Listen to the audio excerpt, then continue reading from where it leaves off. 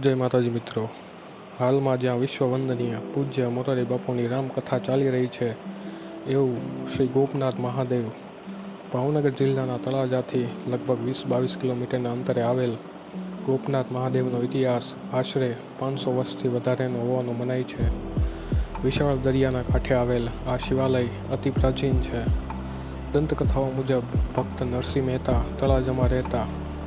તેઓ દિવસ રાત કૃષ્ણ ભક્તિમાં લીન રહેતા. એક દિવસ નરસિંહ મહેતા ફરતા ફરતા ગોપનાથની જગ્યાની આસપાસ આવે છે અને પોતે અન્ન જળનો ત્યાગ કરે છે.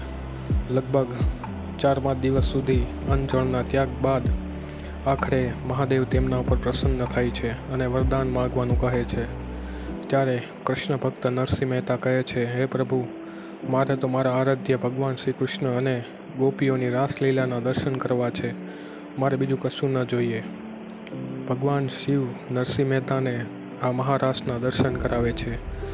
રાસલીલા પૂરી થયા બાદ ગોપીઓને નિયમ હતો કે મહાદેવની પૂજા કર્યા બાદ જ ભોજન કરવું, પરંતુ ત્યાં કોઈ શિવલિંગ હતું નહીં. તેથી ગોપીઓએ પોતાના પહેરેલા ઘરેણાં દ્વારા શિવલિંગ બનાવ્યું અને પૂજા કરી.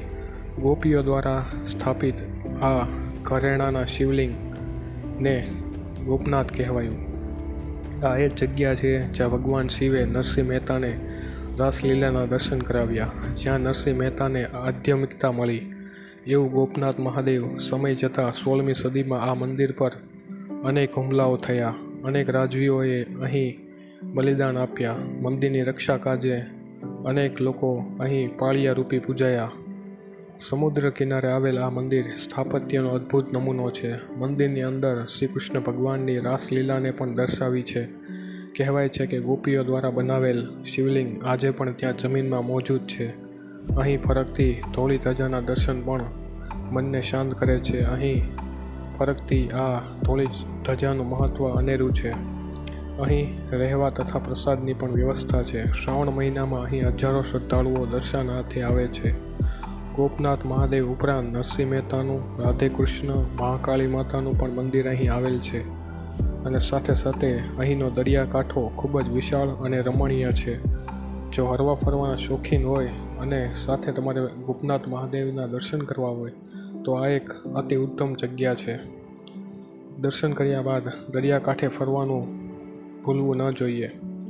વર્ષ દરમિયાન અહીં અનેક હોમ હવન, રુદ્રી તથા ઉત્સવ ઉજવાતા હોય છે.